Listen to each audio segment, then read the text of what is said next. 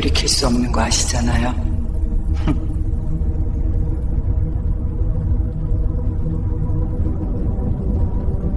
형님, 저 안 아픈 거 아시잖아요. 저는 치료실 문을 잠그며 말했습니다. 형님의 눈이 흔들리는 게 보였습니다. 근데 형님도 즐기셨잖아요. 형님이 뒷걸음질 쳤습니다. 하지만 저는 물러서지 않았습니다. 아니, 물러설 수가 없었습니다. 이제 못 멈춰요. 그때 저는 몰랐습니다. 그 말이 제 인생을 송두리째 무너뜨릴 예언이 될 줄은. 구독과 좋아요는 이 정거장이 계속 운영될 수 있는 큰 힘이 됩니다. 제 이름은 지은, 올해 52살입니다. 결혼한 지 25년 아이 둘을 키우고 시댁 제사를 25번 치렀습니다. 그 세월 동안 저는 민수 씨 아내, 애들 엄마, 작은 며느리로만 불렸습니다. 제 이름 석자가 가장 마지막으로 불린 게 언제인지 기억도 나지 않습니다. 여보, 허리가 너무 아파요. 아침마다 저는 남편에게 말했습니다. 갱년기가 오면서 온몸이 뻣뻣하게 굳어갔고 특히 허리 통증은 밤잠을 설칠 정도였습니다. 운동 부족이야. 집에만 있으니까 그렇지. 남편 민수 씨는 신문에서 눈도 떼지 않고 말했습니다. 마치 감기 걸린 사람에게 감기약 먹으라고 하듯 너무나 무심하게. 병원 가봐야 할 것 같은데. 뭔 병원이야. 돈 아깝게. 좀 쉬면 나아. 대화는 늘 그렇게 끝났습니다.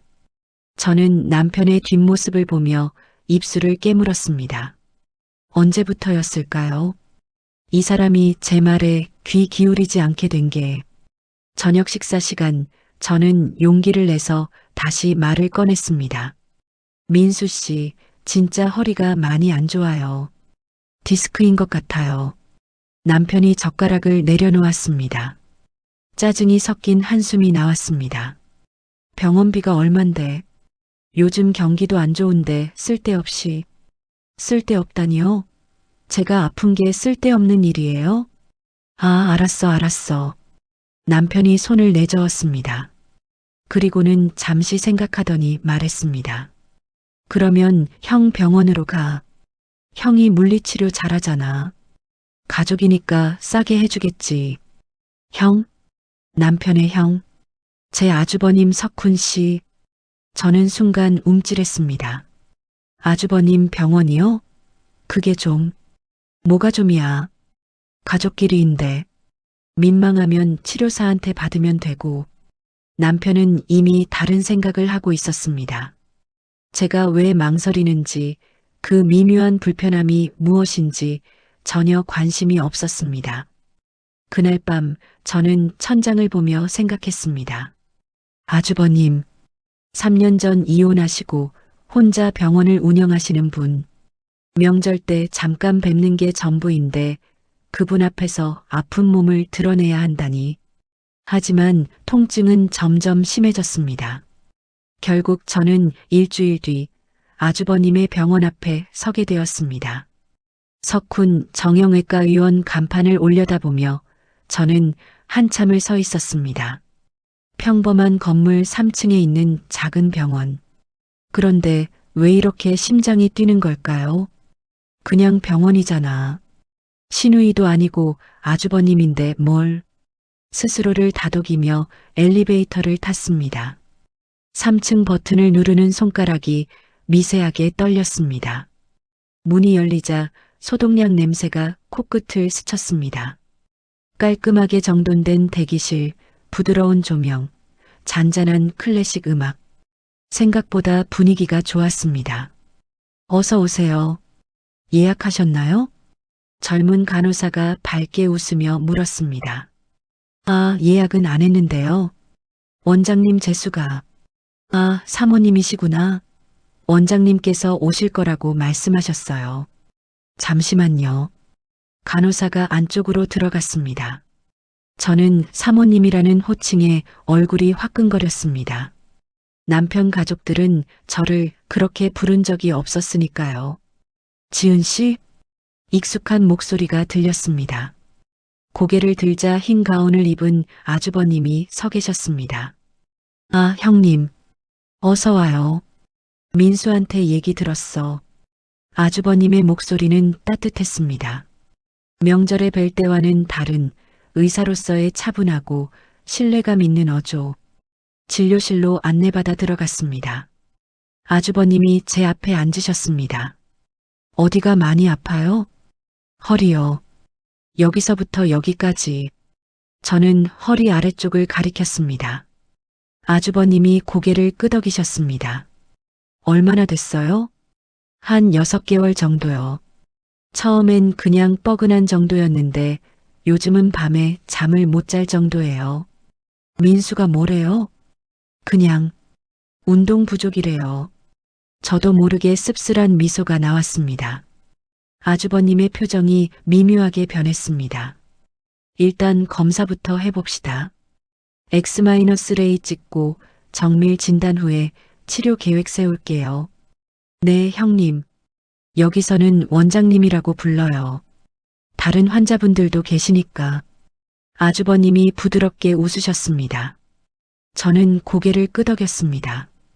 검사 결과 제 허리는 생각보다 심각했습니다. 4번과 5번 요추 사이 디스크가 탈출해서 신경을 누르고 있었습니다. 수술까지는 아니에요. 하지만 꾸준히 치료받아야 해요. 도수치료 중심으로 가고 주 3회 정도 통원하면 3개월 안에 많이 좋아질 거예요. 주 3회요? 그렇게 자주요? 디스크가 이 정도면 그래야 해요. 방치하면 수술받아야 할 수도 있어요. 저는 잠시 망설였습니다. 주 3회라면 일주일에 3번 이곳에 와야 한다는 뜻이었습니다. 치료는 누가 해주시는 거예요? 제가 직접 할게요. 재수 씨니까. 아주버님이 말씀하셨습니다. 저는 순간 심장이 철렁 내려앉는 것을 느꼈습니다. 첫 도수 치료는 3일 후였습니다. 저는 병원에서 준 환자복으로 갈아입고 치료실로 들어갔습니다. 치료실은 생각보다 좁았습니다.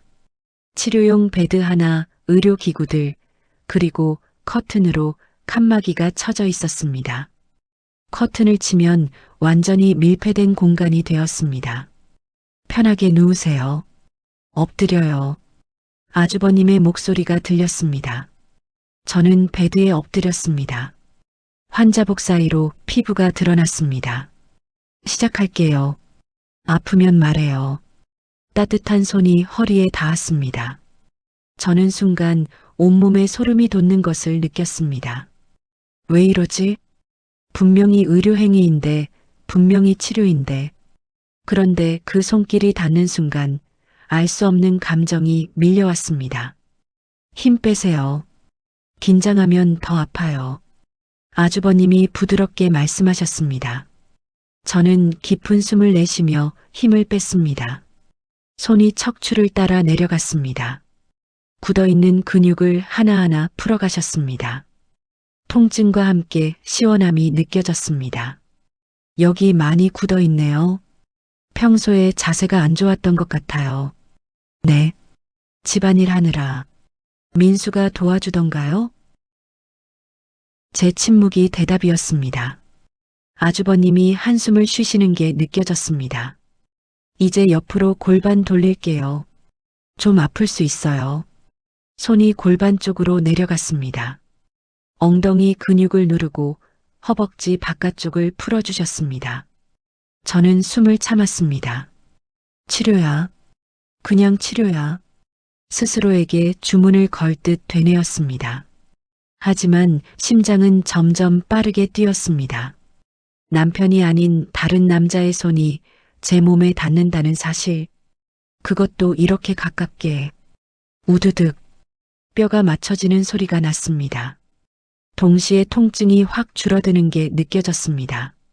어때요? 좀 나아요? 네네. 많이요. 잘 됐네요. 오늘은 여기까지 하고 다음에 더 깊은 근육 풀어줄게요. 아주버님이 물러나셨습니다. 저는 일어나 앉으며 아주버님을 올려다봤습니다. 감사합니다, 원장님. 별 말씀을요. 힘들었을 텐데 잘 참았어요. 그 말 한마디에 저는 울컥했습니다. 잘 참았다는 말. 25년 결혼 생활 동안 단 한 번도 듣지 못했던 말이었습니다. 집으로 돌아오는 길, 저는 계속 허리를 만졌습니다. 아직도 아주버님의 손길이 남아있는 것 같았습니다. 따뜻하고 확실하고 그래서 더 낯선. 그날 밤 저는 남편 옆에 누워서도 잠이 오지 않았습니다. 치료를 받기 시작한 지 2주가 지났습니다. 주 3회, 일주일에 3번 저는 아주버님의 병원을 찾았습니다. 어느새 그 길이 익숙해졌습니다. 안녕하세요, 사모님. 간호사들도 저를 반겼습니다.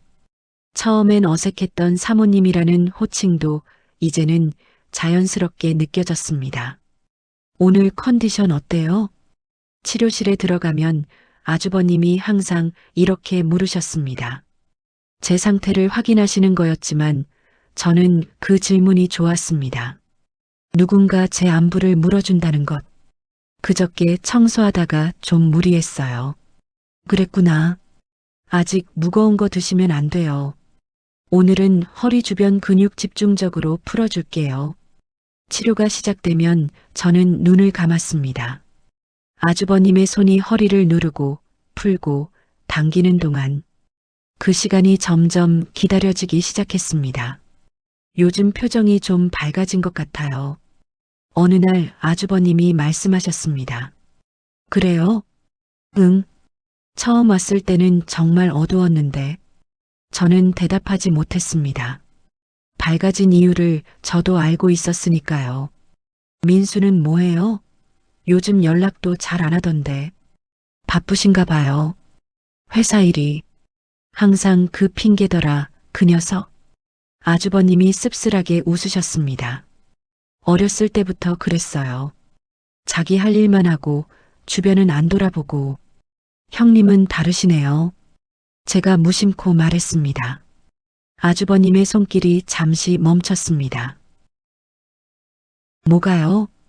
민수 씨는 제가 아프다고 해도 신경을 안 써요. 그런데 형님은 말끝을 흐렸습니다. 너무 많은 말을 한 것 같았습니다. 지은 씨, 아주버님이 낮은 목소리로 부르셨습니다. 민수가 많이 무심하죠? 내가 동생 험담하는 것 같지만 그 녀석 성격 내가 제일 잘 알아요. 결혼하면 달라질 줄 알았는데. 아주버님이 한숨을 쉬셨습니다. 힘들면 말해요. 여기서라도. 그 말에 저는 눈물이 핑 돌았습니다. 간신히 참으며 대답했습니다. 감사해요, 형님. 여기서는 원장님이라니까요. 아주버님이 웃으셨습니다. 저도 따라 웃었습니다. 그날 이후로 치료 시간이 조금씩 길어졌습니다. 치료가 끝나고도 아주버님과 이야기를 나눴습니다. 시시콜콜한 이야기들, 날씨, 음식, TV 프로그램, 그리고 각자의 하루. 저는 그 시간이 좋았습니다. 누군가와 이야기한다는 것, 누군가가 제 말에 귀 기울인다는 것, 그게 얼마나 그리웠는지 그제야 알게 되었습니다. 남편에게는 말하지 않았습니다. 치료가 생각보다 오래 걸린다고만 했습니다. 남편은 관심도 없었습니다. 돈 얼마 나와? 형님이 가족이라고 많이 깎아주셨어요. 그래, 잘 됐네. 그게 끝이었습니다. 그날은 비가 내렸습니다. 장마철 막바지, 쏟아지는 빗줄기가 창문을 두드렸습니다. 마지막 예약 시간이었습니다. 다른 환자들은 모두 돌아가고 병원에는 아주버님과 저 그리고 정리를 마치고 퇴근하는 간호사들만 남아 있었습니다. 사모님, 먼저 들어가 계세요. 원장님 바로 오실 거예요. 네, 고마워요. 저는 치료실로 들어가 환자복으로 갈아입었습니다. 빗소리가 유난히 크게 들렸습니다. 기다렸어요? 아주버님이 들어오셨습니다. 오늘따라 피곤해 보이셨습니다. 형님도 힘드시죠? 비 오니까 환자분들 많으셨을 텐데. 괜찮아요. 지은 씨가 마지막이니까 천천히 하면 돼요. 저는 베드에 엎드렸습니다. 익숙한 자세, 익숙한 공간. 하지만 오늘은 왠지 공기가 달랐습니다. 오늘 좀 더 깊이 풀어줄게요. 아프면 말해요. 손이 허리에 닿았습니다. 평소보다 더 깊이, 더 천천히 근육을 풀어주셨습니다. 통증과 함께 시원함이 퍼져나갔습니다. 집에서는 어때요? 좀 나아졌어요? 네, 예전보다 훨씬 나아요. 잠도 잘 자고요. 다행이다.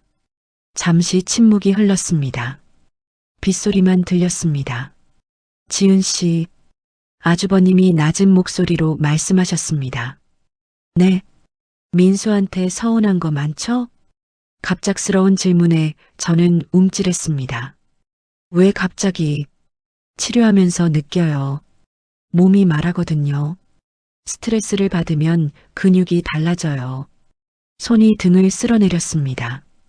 지은 씨 몸은 많이 지쳐 있어요. 허리만 아픈 게 아니라 마음도. 그 말에 저는 눈물이 터졌습니다. 참으려고 했지만 참을 수가 없었습니다. 형님, 울어요. 참지 말고. 오열이 터져 나왔습니다. 25년 동안 참아왔던 서러움이 한꺼번에 쏟아졌습니다. 저 진짜 힘들었어요. 아주버님이 저를 일으켜 세우셨습니다. 그리고 가만히 안아주셨습니다. 알아요. 다 알아요. 따뜻한 품이었습니다. 남편이 마지막으로 저를 안아준 게 언제인지 기억도 나지 않았습니다. 저는 아주버님의 가슴에 얼굴을 묻고 울었습니다. 얼마나 그렇게 있었을까요? 울음이 조금 가라앉았을 때 아주버님이 제 얼굴을 들어 올리셨습니다. 재수 씨, 참 고생 많았겠어요.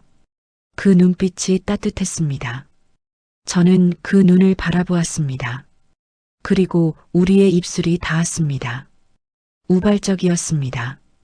누가 먼저랄 것도 없이 그냥 그렇게 된 것이었습니다. 키스는 오래가지 않았습니다. 아주버님이 먼저 물러나셨습니다. 미안해요. 내가 실수했어요. 저는 아무 말도 할 수 없었습니다. 심장이 터질 것 같았습니다. 오늘은 여기까지 해요. 비도 많이 오니까 조심해서 들어가요.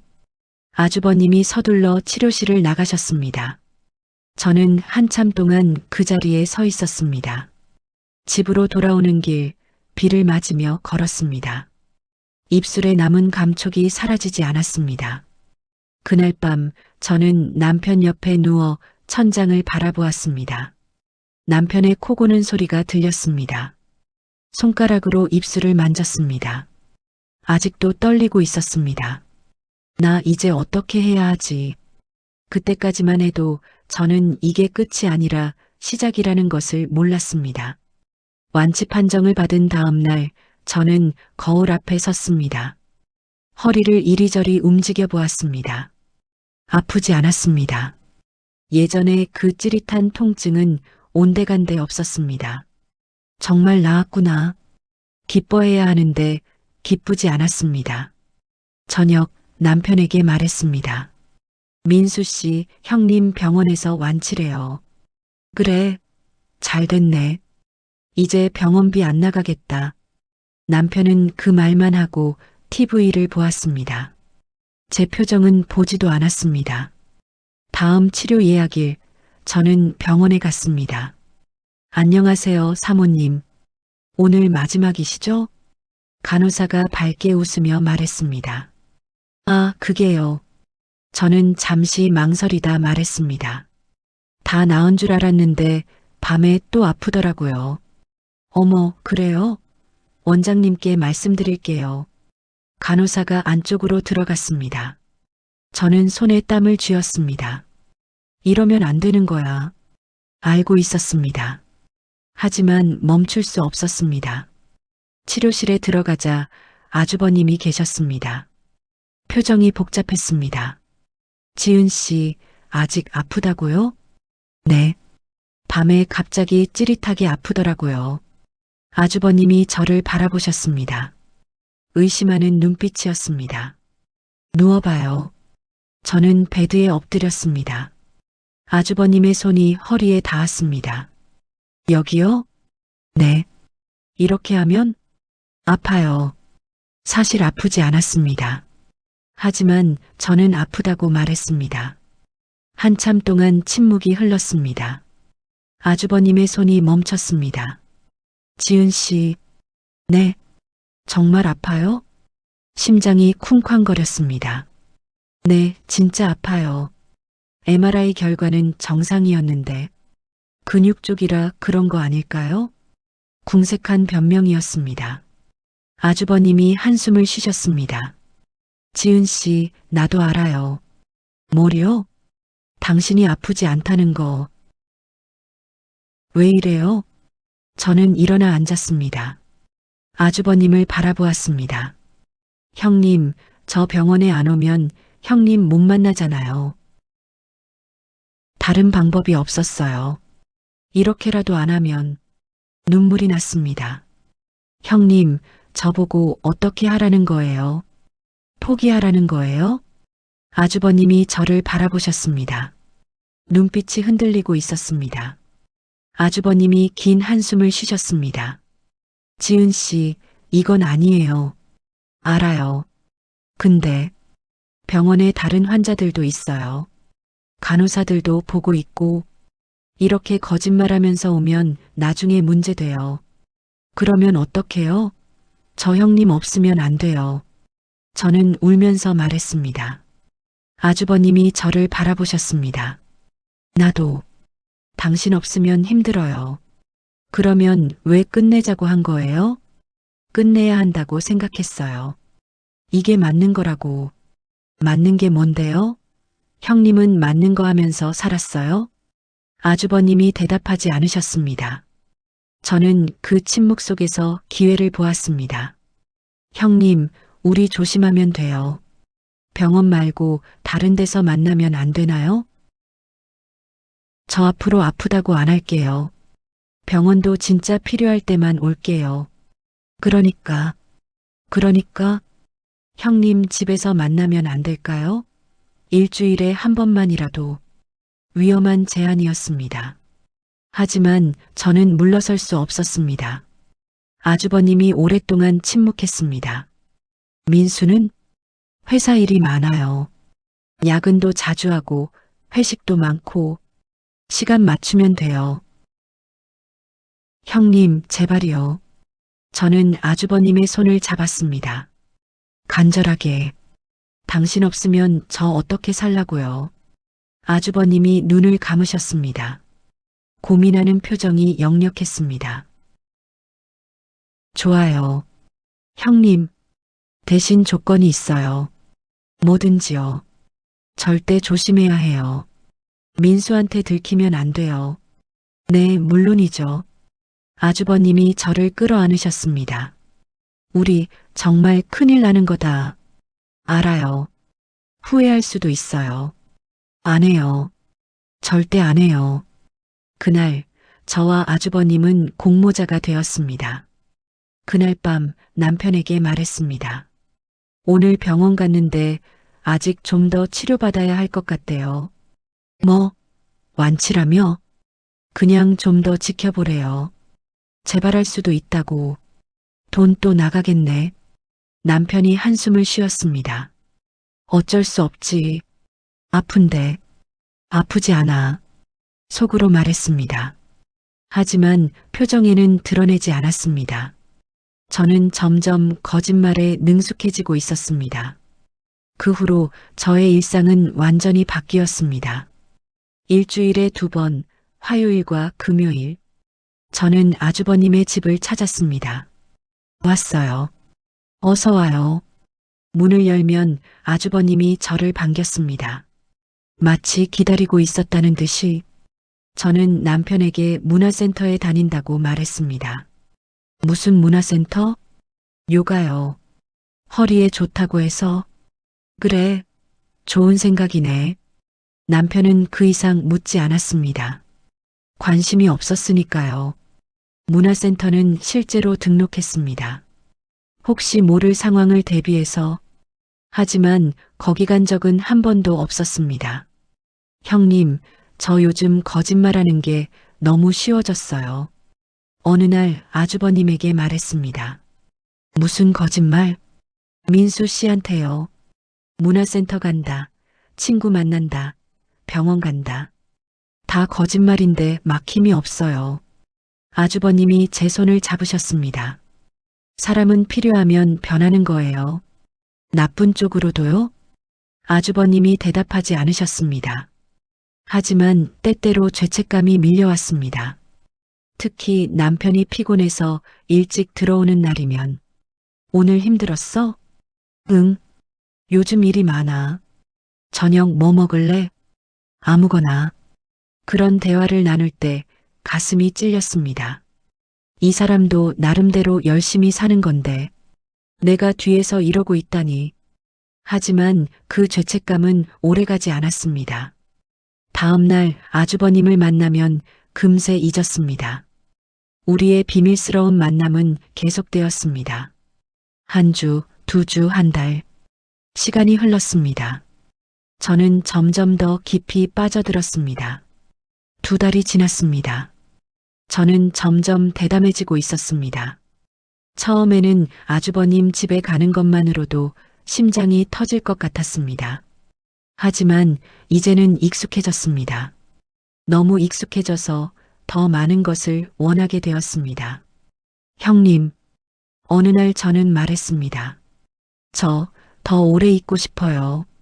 하룻밤이라도. 아주버님의 표정이 굳었습니다. 지은 씨, 그건 민수 씨 출장 가는 날이 있어요. 이틀이요. 그때 안 돼요. 너무 위험해요. 왜요? 민수 씨 없는데. 그래도 안 돼요. 하룻밤을 같이 새면 우리. 아주버님이 말끝을 흐리셨습니다. 우리 뭐요? 더 깊어질 거예요. 지금도 이미 충분히 깊은데. 깊어지면 안 돼요? 저는 아주버님의 손을 잡았습니다. 형님, 저는 더 깊어지고 싶어요. 형님은 아니에요? 아주버님이 눈을 감으셨습니다. 고민하는 표정이 역력했습니다. 결국 남편이 출장을 간 날 밤, 저는 아주버님의 집에서 밤을 새웠습니다. 그날 밤은 꿈 같았습니다. 시간에 쫓기지 않고 서로의 품에서 잠들 수 있다는 것. 그게 이렇게 행복한 줄 몰랐습니다. 형님, 응, 우리 이렇게 계속 살 수 없을까요? 어둠 속에서 물었습니다.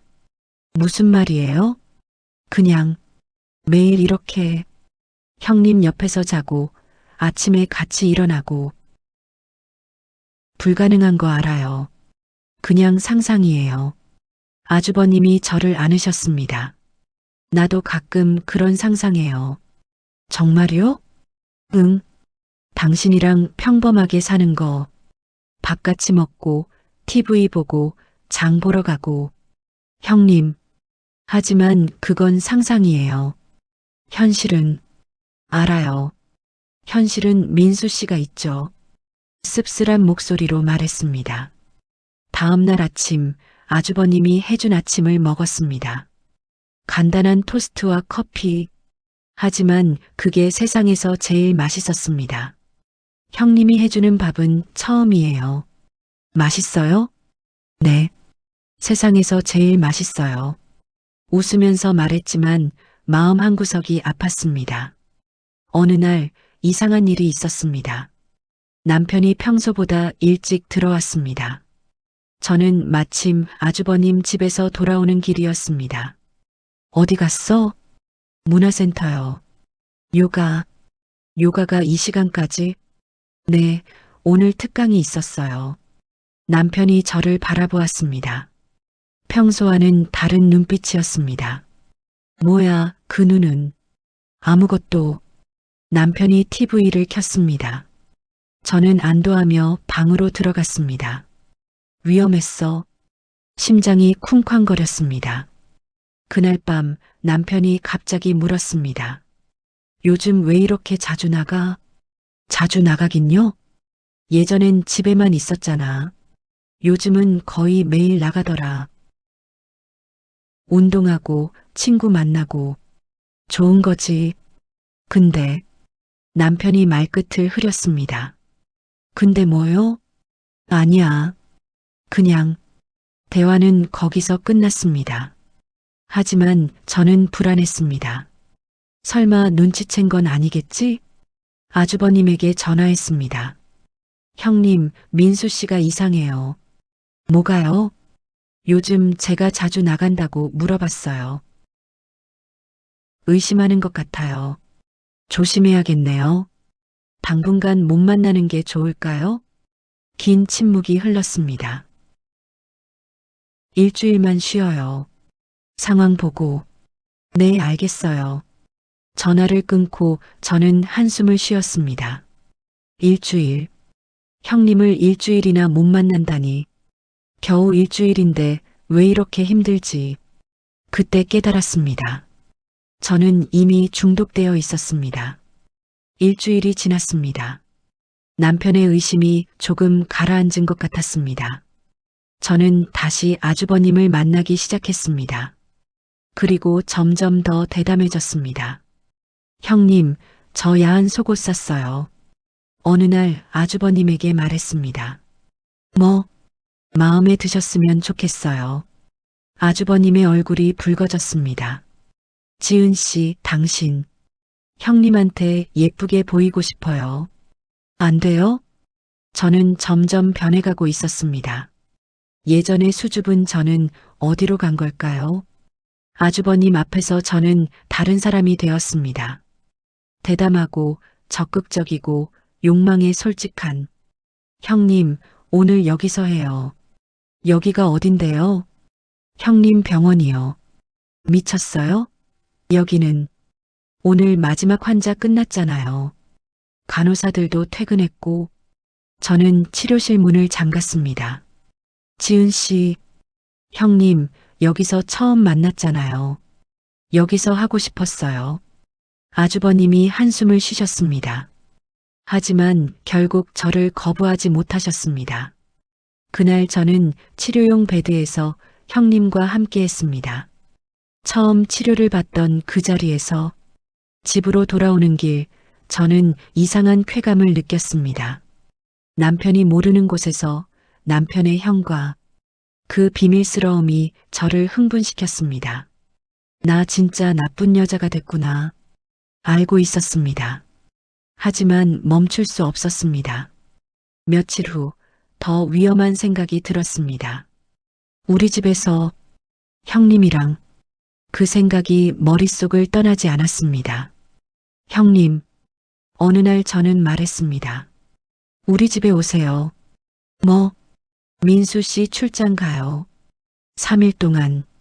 지은 씨, 그건 형님 집에만 가는 건 불공평해요. 저도 형님 초대하고 싶어요. 그 집은 민수네 집이에요. 제 집이기도 해요. 아주버님이 저를 바라보셨습니다. 경계하는 눈빛이었습니다. 왜 굳이 그 집에서? 그냥 형님한테 제가 사는 곳 보여주고 싶어요. 거짓말이었습니다. 진짜 이유는 다른 데 있었습니다. 아주버님은 한참을 망설이셨습니다. 너무 위험해요. 조심하면 돼요. 이웃들이 보면 늦은 밤에 오면 안 보여요. 제가 문 열어 놓을게요. 결국 아주버님이 고개를 끄덕이셨습니다. 남편이 출장을 간 날 밤 저는 현관문을 열어두었습니다. 11시 아주버님이 오셨습니다. 왔어요. 네. 아주버님이 집안을 둘러보셨습니다. 민수와 함께 사는 집, 가족 사진, 결혼 사진, 아이들 어릴 때 사진. 이상하네요. 민수네 집에 이런 식으로 오다니. 불편해요? 조금. 저는 아주버님의 손을 잡았습니다. 괜찮아요. 오늘은 형님이랑 제 집이에요. 안방으로 안내했습니다. 민수와 함께 쓰는 침대. 여기서요? 아주버님이 물었습니다. 네. 여기서요. 지은 씨, 이건 좀. 형님, 저는 아주버님을 바라보았습니다. 이 침대에서 형님이랑 하고 싶어요. 비뚤어진 욕망이었습니다. 하지만 그날 밤 저는 그것을 잃었습니다. 남편의 침대에서 남편의 형과 끝나고 나서 저는 이상한 만족감을 느꼈습니다. 승리한 것 같은 기분. 하지만 아주버님은 달랐습니다. 그날 밤 이후로 아주버님의 표정이 어두워졌습니다. 형님, 왜 그래요? 무슨 생각해요? 민수 생각. 저는 입을 다물었습니다. 그 집에서 당신이랑 있으면서 민수 생각이 계속 났어요. 어렸을 때 같이 자던 거, 결혼할 때 기뻐하던 거. 형님, 나 뭐 하고 있는 거지? 아주버님이 머리를 감싸주셨습니다. 동생 아내를 빼앗고 있잖아. 그것도 동생 집에서 빼앗은 거 아니에요.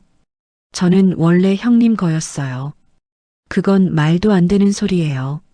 아주버님이 소리를 높이셨습니다. 저는 움찔했습니다. 미안해요. 내가 소리 질렀네. 지은 씨, 우리 정말 이러면 안 돼요. 또 그 말이에요? 진심이에요. 이번엔 진짜로. 저는 불안해졌습니다. 형님, 또 끝내자는 거예요? 그러면 저 어떡해요?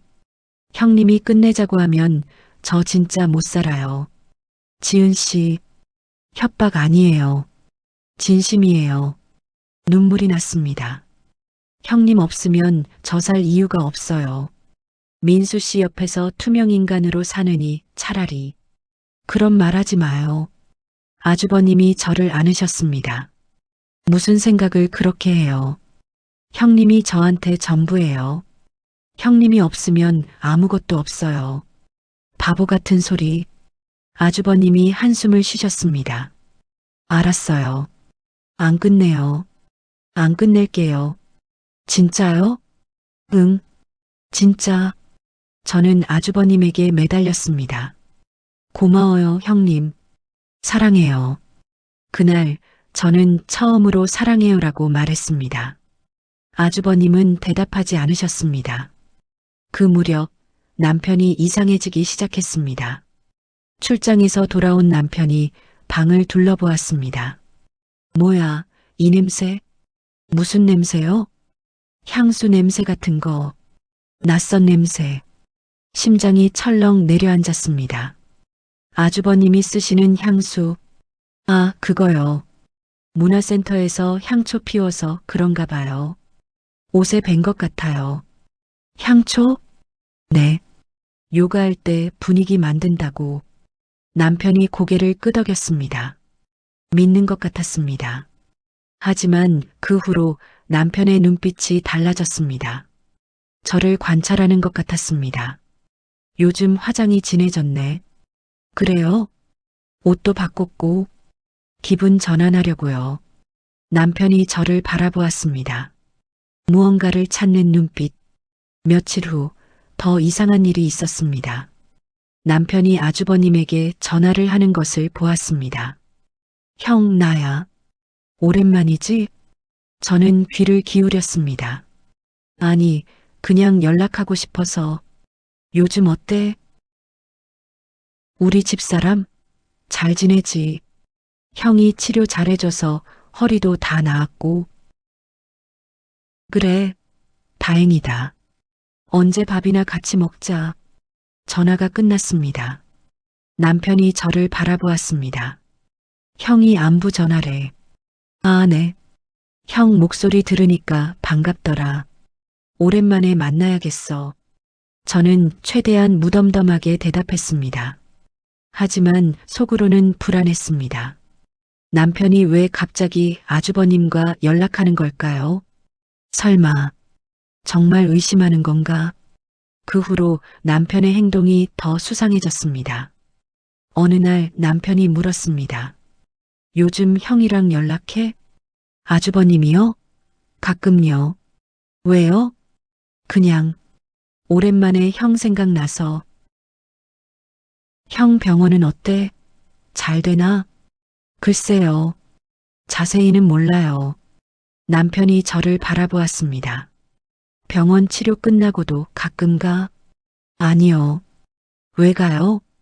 거짓말이 술술 나왔습니다. 예전 같으면 떨렸을 텐데 이제는 자연스러웠습니다. 그래. 궁금해서. 남편이 시선을 돌렸습니다. 왜 갑자기 형님 얘기를 하지? 불안했습니다. 아주버님에게 전화했습니다. 형님, 민수 씨가 전화했죠? 응. 깜짝 놀랐어요. 뭐래요? 그냥 안부. 밥 먹자고. 지은 씨, 우리 당분간 조심해야 할 것 같아요. 네. 알겠어요. 그날 밤 저는 잠을 이룰 수 없었습니다. 들키면 어떡하지? 처음으로 진짜 두려움을 느꼈습니다. 그 후로 열흘 동안 저는 아주버님을 만나지 못했습니다. 남편의 눈치를 봐야 했습니다. 남편은 겉으로는 평소와 다름없었지만 뭔가 저를 관찰하는 것 같았습니다. 오늘 어디 갔어? 마트요. 어떤 마트? 그냥 동네 마트요. 이런 대화가 반복되었습니다. 예전 같으면 묻지도 않았을 것들. 저는 미칠 것 같았습니다. 형님이 보고 싶었습니다. 몰래 전화를 했습니다. 형님, 저예요. 지은 씨, 조심해야 해요. 알아요. 근데 목소리 듣고 싶어서. 나도 보고 싶어요. 근데 지금은 언제 만날 수 있어요? 모르겠어요. 민수가 의심하는 것 같으면. 형님, 저 미칠 것 같아요. 형님 못 만나면 조금만 참아요. 상황 봐서. 전화를 끊고 저는 울었습니다. 2주가 지났습니다. 남편의 의심이 조금 가라앉은 것 같았습니다. 조심스럽게 아주버님에게 연락했습니다. 형님, 오늘 만나요. 민수는? 회식이래요. 아주버님이 잠시 망설이셨습니다. 알았어요. 와요. 그날 2주 만에 아주버님을 만났습니다. 저는 현관문이 열리자마자 달려들었습니다. 형님, 지은 씨, 보고 싶었어요. 너무너무 보고 싶었어요. 우리는 한참 동안 서로를 안고 있었습니다. 하지만 그날 저는 몰랐습니다. 남편이 이미 모든 것을 알고 있었다는 것을. 남편은 알고 있었습니다. 그날 밤 집에 돌아온 저를 남편이 기다리고 있었습니다. 거실 불이 켜져 있었습니다. 왔어? 왜 안 자고? 기다렸어. 남편의 눈빛이 이상했습니다. 저는 불안함을 느꼈습니다. 왜요? 얘기 좀 하자. 남편이 소파에 앉으라고 했습니다. 저는 마주 앉았습니다. 무슨 얘기요? 지은아. 남편이 제 이름을 불렀습니다. 오랜만에 듣는 제 이름. 너 나한테 숨기는 거 있지? 심장이 쿵쾅거렸습니다. 무슨 소리예요? 거짓말하지 마. 나 다 알아. 남편이 핸드폰을 꺼냈습니다. 화면에 뭔가가 떠 있었습니다. 이거 봐. 블랙박스 영상이었습니다. 제가 아주버님 차에 타는 모습, 아주버님 차가 우리 집 주차장에 들어오는 모습, 그리고 차 안에서 아주버님과 키스하는 모습. 이게 뭐야? 남편의 목소리가 떨렸습니다. 민수 씨, 이건, 뭐가 이건이야? 남편이 소리쳤습니다. 내 눈앞에서 뻔히 보이는데, 너 형이랑 얼마나 된 거야? 저는 대답하지 못했습니다. 얼마나 됐냐고. 남편이 일어나 벽을 쳤습니다. 아, 미치겠네. 진짜 미치겠어. 저는 그 자리에 굳어버렸습니다. 모든 것이 끝났다는 것을 알았습니다. 그날 밤 남편은 집을 나갔습니다. 어디 가요? 닥쳐. 남편이 차를 몰고 어딘가로 갔습니다. 아마 아주버님에게 간 것 같았습니다. 저는 전화를 했습니다. 형님, 민수 씨가 알았어요. 뭐? 블랙박스요. 블랙박스에 다 찍혀 있었대요. 민수 씨가 지금 그쪽으로 가는 것 같아요. 알겠어요. 전화가 끊겼습니다. 저는 그 자리에 주저앉았습니다. 머릿속이 하얘졌습니다. 끝이구나. 그 생각뿐이었습니다. 새벽에 남편이 돌아왔습니다. 얼굴이 일그러져 있었습니다. 형이 인정했어. 미안하다고. 자기가 잘못했다고. 남편이 비웃었습니다. 근데 웃긴 건 네가 먼저 유혹했다더라. 진짜야? 저는 대답하지 않았습니다. 진짜냐고. 남편이 테이블을 쳤습니다. 컵이 바닥에 떨어져 깨졌습니다. 진짜예요. 저는 대답했습니다. 제가 먼저 형님한테 마음을 표현했어요. 미쳤어? 너 진짜 미쳤어? 미쳤죠. 미쳐서 그랬어요. 남편이 저를 바라보았습니다. 눈에 눈물이 고여 있었습니다. 왜? 내가 뭘 그렇게 잘못했길래? 나 너한테 잘못한 거 없잖아. 열심히 일하고 돈 벌어오고 집안 유지하고. 근데 왜 하필 형이야? 다른 남자도 많은데 왜 하필 내 형이야? 남편이 울먹였습니다. 저는 그제야 깨달았습니다. 이 사람도 아픈 거구나. 이 사람도 상처받은 거구나. 미안해요. 처음으로 진심으로 말했습니다. 미안하면 됐어. 미안하면 다야. 아니요. 미안해도 안 되는 거 알아요. 그래도 미안해요. 진심으로. 남편이 주저앉았습니다. 그리고 울기 시작했습니다. 저는 그 모습을 보며 생각했습니다. 나 정말 나쁜 사람이구나. 처음으로 그걸 인정했습니다. 며칠 후 남편이 말했습니다. 형이랑 같이 만나자. 뭐요? 셋이서 얘기해야 할 것 같아. 저는 고개를 끄덕였습니다. 피할 수 없는 순간이었습니다. 약속 장소는 우리 집이었습니다. 토요일 오후 아주버님이 오셨습니다. 얼굴이 많이 수척해져 있었습니다. 형와 남편의 목소리가 차가웠습니다. 민수야, 앉아. 셋이서 마주 앉았습니다. 무거운 침묵이 흘렀습니다. 형, 남편이 먼저 입을 열었습니다. 왜 그랬어? 내 아내야. 내 아내라고. 알아. 알면서 왜 그랬냐고. 남편이 소리쳤습니다. 미안해. 내가 잘못했어. 미안하면 돼. 형이 되어서 재수를 건드려. 그것도 치료 핑계로. 형이 어떻게 그럴 수 있어? 우리 피를 나눈 형제잖아. 아주버님이 고개를 숙이셨습니다. 변명 안 할게. 내가 잘못했어. 그때 남편이 저를 바라보았습니다. 너는? 할 말 없어? 저는 고개를 들었습니다. 그리고 입을 열었습니다. 민수 씨, 나한테 잘못한 거 없다고 했죠? 뭐, 열심히 일하고 돈 벌어오고 그거 다 맞아요. 근데 그게 전부였어요. 당신한테 나는 밥 해주는 사람, 빨래 해주는 사람, 그냥 집안이라는 사람이었어요. 남편의 표정이 굳었습니다. 내가 아프다고 할 때 들여다본 적 있어요? 내가 힘들다고 할 때 안아준 적 있어요? 형님은 해줬어요. 형님은 내 아픔을 물어봐 줬어요. 내 말에 귀 기울여 줬어요. 그게 불륜의 이유가 되냐고. 남편이 소리쳤습니다. 아니요. 이유 안 돼요. 저는 인정했습니다. 근데 당신도 알아야 해요. 당신이 나를 어떻게 대했는지, 25년 동안 내가 얼마나 외로웠는지. 잘못한 건 나야.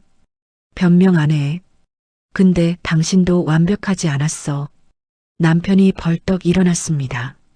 그리고 아주버님에게 다가갔습니다. 형, 민수야. 진짜 미안한 거 맞아? 응, 진심이야. 남편이 주먹을 쥐었습니다. 그리고 으악, 아주버님을 쳤습니다. 아주버님이 쓰러지셨습니다. 코에서 피가 났습니다. 민수 씨, 저는 소리쳤습니다. 닥쳐. 남편이 저를 밀쳤습니다. 형, 일어나. 남편이 아주버님의 옷깃을 잡았습니다. 한 대 더 맞을래? 아니면 꺼져? 꺼져. 다시는 내 앞에 나타나지 마. 아주버님이 비틀거리며 일어나셨습니다. 저를 바라보셨습니다. 지은 씨, 형님, 꺼지라고. 남편이 다시 소리쳤습니다. 아주버님이 돌아서셨습니다. 미안해, 민수야. 지은 씨도. 그리고 아주버님이 나가셨습니다. 저는 그 뒷모습을 보며 울음이 터졌습니다. 울지 마. 남편의 차가운 목소리가 들렸습니다. 울 자격 없어. 이혼이야. 그 말에 저는 고개를 들었습니다. 뭐라고요? 이혼하자고. 너 같은 여자랑 못 살아. 애들은 내가 데려갈 거야. 넌 나가. 민수 씨, 더 할 말 있어? 저는 아무 말도 할 수 없었습니다. 없으면 짐 싸. 내일까지. 남편이 방으로 들어갔습니다. 문이 쾅 닫혔습니다. 저는 그 자리에 주저앉았습니다. 끝이구나. 정말 끝이구나. 모든 것이 무너지는 소리가 들렸습니다. 다음 날 저는 짐을 쌌습니다. 25년 동안 살았던 집, 아이들을 키우고 웃고 울었던 곳, 이제 더 이상 제 자리가 아니었습니다. 큰아이가 전화를 했습니다. 아빠한테 들었어. 무슨 일이야? 미안해. 그 말밖에 할 수 없었습니다. 저는 캐리어 하나를 끌고 집을 나섰습니다. 남편은 배웅도 하지 않았습니다. 현관문이 닫히는 소리가 크게 들렸습니다. 고시원은 좁았습니다. 침대 하나, 책상 하나, 작은 화장실. 그게 전부였습니다. 캐리어를 풀며 울음이 터졌습니다. 며칠이 지났습니다. 아주버님과 연락이 되지 않았습니다. 전화도 받지 않고 문자도 읽지 않고 저는 점점 불안해졌습니다. 일주일이 지났습니다. 저는 점점 무너지고 있었습니다. 먹지도 못하고 자지도 못했습니다. 그러던 어느 날 아주버님에게서 전화가 왔습니다. 지은 씨, 우리 그만하자. 심장이 멈추는 것 같았습니다. 더 이상 못하겠어요. 민수 때문에, 죄책감 때문에. 전화가 끊겼습니다. 저는 그 자리에 주저앉았습니다. 모든 것을 잃었습니다. 그 후로 저는 완전히 무너졌습니다. 하루 종일 침대에 누워만 있었습니다. 어두운 생각이 계속 들었습니다. 창문을 바라보았습니다. 고시원은 6층이었습니다. 그때 전화가 울렸습니다. 아주버님이었습니다. 지은 씨, 괜찮아요? 아니요. 안 괜찮아요.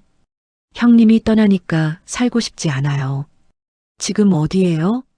거기 있어요. 내가 갈게요. 30분 후 아주버님이 왔습니다. 미안해요. 다시는 당신 혼자 두지 않을게요. 그날 저는 벼랑 끝에서 다시 돌아왔습니다. 그 후로 저와 아주버님은 다시 만나기 시작했습니다. 이번에는 숨길 필요가 없었습니다. 하지만 가족들은 저와 아주버님을 비난했습니다. 시어머님은 저를 인간도 아니라고 했습니다. 친정 가족도 마찬가지였습니다. 주변의 모든 사람이 저를 손가락질했습니다. 저는 죄인이 되었습니다. 하지만 아주버님만은 제 편이었습니다. 괜찮아요, 지은 씨. 내가 있잖아요. 우리 함께 버텨요. 현실은 냉혹했습니다. 저는 직업이 없었습니다. 25년 동안 전업주부로만 살았으니까요. 결국 식당 아줌마로 취직했습니다. 최저시급의 고된 노동. 매일 밤 고시원에 돌아오면 몸이 천근만근이었습니다. 지은 씨, 돈 좀 받아요. 싫어요.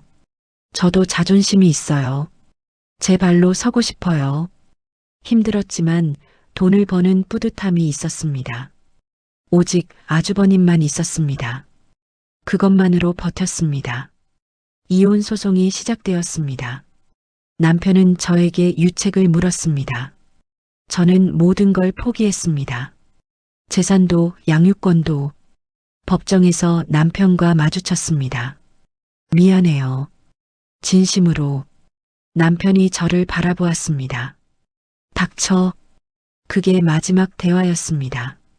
이혼이 성립되었습니다. 저는 이제 공식적으로 혼자가 되었습니다. 지은 씨, 우리 같이 살까요? 어느 날 아주버님이 물었습니다. 형님, 저 빈손이에요. 아무것도 없어요. 그래도 돼요. 내가 가족이 될게요. 결국 저는 아주버님 집으로 이사했습니다. 처음으로 함께 사는 것. 처음으로 매일 아침 저녁을 같이 하는 것. 평범한 일상이었습니다.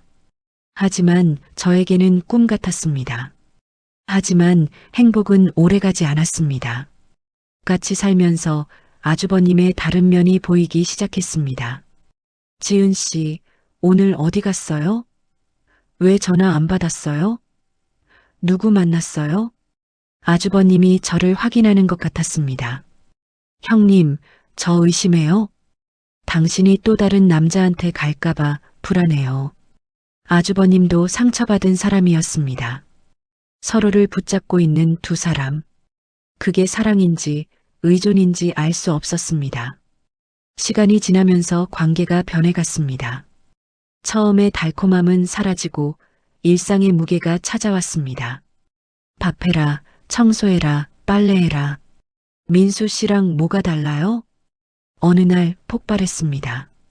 그동안 쌓였던 감정이 터져나왔습니다. 미안해요. 내가 잘못했어요. 다시 할게요. 제대로. 그날 밤 우리는 오래 이야기했습니다. 서로의 기대, 실망, 원하는 것. 처음으로 솔직하게. 어느 날 민수가 찾아왔습니다. 형, 후회 안 해? 동생 아내 빼앗아서? 미안하면 돌아와. 이 여자 버리고 돌아와. 그러면 용서해 줄게. 아주버님이 저를 바라보셨습니다. 그리고 민수를 보았습니다. 못해. 미안해. 지은 씨 버리는 건 못해. 그래. 형은 그런 사람이지. 됐어. 다시는 안 볼 거야. 민수가 돌아서 나갔습니다. 그 후로 아주버님이 달라졌습니다. 자주 멍하니 있었습니다. 형님, 우리 그만할까요? 저 때문에 형님 인생이 망가지고 있어요. 그런 말 하지 마요. 당신 없이 어떻게 살아요? 다 잃어도 당신은 못 잃어요. 우리 계속 이렇게 약하게 살아도 돼요? 강할 필요 없어요. 그냥 같이 있으면 돼요. 우리가 선택한 거예요. 끝까지 가요. 시간이 지나면서 조금씩 안정이 찾아왔습니다. 저는 식당 일에 적응했습니다. 주말에는 같이 산책을 갔습니다. 형님, 저기 꽃 예뻐요. 당신이 더 예뻐요. 지은 씨, 행복해요? 네. 형님은요? 나도 행복해요. 1년이 지났습니다. 저와 아주버님은 여전히 함께 살고 있었습니다. 엄마, 저 결혼해요. 어느 날 큰아이에게서 전화가 왔습니다. 근데 결혼식에 엄마는 못 오죠? 미안해. 아빠가 알았어. 괜찮아. 전화를 끊고 저는 울었습니다. 내 딸 결혼식도 못 가는구나. 시간이 지나도 변하지 않는 것들이 있었습니다. 세상의 시선은 여전히 차가웠습니다. 저 사람 알아? 시숙이랑. 길을 걷다가 그런 소리가 들릴 때마다 가슴이 무너졌습니다. 아주버님도 마찬가지였습니다. 병원 환자가 줄었습니다. 소문이 퍼진 것이었습니다. 같이 감당하는 거예요. 하지만 그 무게가 점점 무거워졌습니다. 어느 날 밤 아주버님이 말씀하셨습니다. 지은 씨, 나 고백할 게 있어요. 그때 민수가 왔을 때 잠깐 흔들렸어요. 당신을 버리고 민수한테 돌아갈까 생각했어요. 형님, 결국 못했지만 당신을 버릴 수 없었어요. 용서해 줄 수 있어요? 저도 고백할 게 있어요. 저도 가끔 생각해요. 만약 형님을 안 만났으면 지금쯤 어땠을까? 후회해요? 아니요. 후회는 아니에요. 그냥 가끔 힘들어요. 형님도 그렇잖아요. 우리는 서로를 안았습니다. 완벽하지 않은 두 사람. 그래도 함께였습니다. 지은 씨, 어머니가 쓰러지셨대요. 시어머니, 저를 인간도 아니다라고 했던 분. 결국 저도 병원에 갔습니다. 어머님, 시어머니가 눈을 뜨셨습니다. 미안해. 내가 너무 모질게 굴었어. 너도 힘들었을 거야. 민수 그 녀석이 무심하니까. 그래도 내가 한 짓은 용서 못해. 근데 미워하면서 죽기는 싫어. 그날 밤 시어머니는 돌아가셨습니다. 시어머니가 돌아가신 후 아주버님이 많이 힘들어 하셨습니다. 형님, 우리 그만할까요? 저 때문에 형님 인생이 망가지고 있어요. 그런 말 하지 마요. 당신 없이 어떻게 살아요? 우리 계속 이렇게 약하게 살아도 돼요? 강할 필요 없어요. 그냥 같이 있으면 돼요. 우리가 선택한 거예요. 끝까지 가요. 저는 고개를 끄덕였습니다. 2년이 더 지났습니다. 저와 아주버님은 여전히 함께 살고 있습니다. 엄마, 애 낳았어. 큰아이가 전화를 했습니다. 엄마, 나중에 한번 봐. 애가 할머니 얼굴도 알아야지. 고마워. 정말 고마워. 조금씩, 아주 조금씩 관계가 회복되고 있었습니다. 민수와는 여전히 절연 상태입니다. 하지만 그것도 받아들였습니다. 언젠가는 풀리겠죠. 모든 것이 완벽해지지는 않았습니다. 하지만 살아가고 있었습니다. 그것만으로도 감사했습니다. 오늘도 저는 거울 앞에 섭니다. 54살의 얼굴, 주름이 더 깊어졌고 머리카락에는 흰 것이 섞여 있습니다. 하지만 눈빛은 다릅니다. 예전에 죽은 눈이 아닙니다. 허리를 만져봅니다. 아프지 않습니다. 3년 전 완치된 그 허리. 통증은 사라졌는데 왜 흉터는 남는 걸까? 문득 그런 생각이 듭니다. 몸의 통증은 나았습니다. 하지만 마음의 흉터는 여전합니다. 아이들에게 상처 준 것, 남편을 배신한 것, 가족을 무너뜨린 것. 그 흉터는 평생 안고 가야 합니다. 지은 씨, 뭐해요? 아주버님이 뒤에서 안아줍니다. 그냥 생각하고 있었어요. 우리가 잘 살고 있는지. 완벽하진 않아요. 근데 최선은 다하고 있어요. 그거면 된 거 아닐까요? 저는 아주버님을 바라봅니다. 이 사람과 함께한 3년. 행복했던 순간도 힘들었던 순간도 있었습니다. 형님, 저 형님 만나서 다행이에요. 나도요. 앞으로도 함께해요. 물론이죠. 창밖으로 햇살이 들어옵니다. 따뜻한 빛. 저는 그 빛을 바라보며 생각합니다. 통증은 사라졌지만 흉터는 남았다. 하지만 그 흉터와 함께 살아가는 법을 배웠다.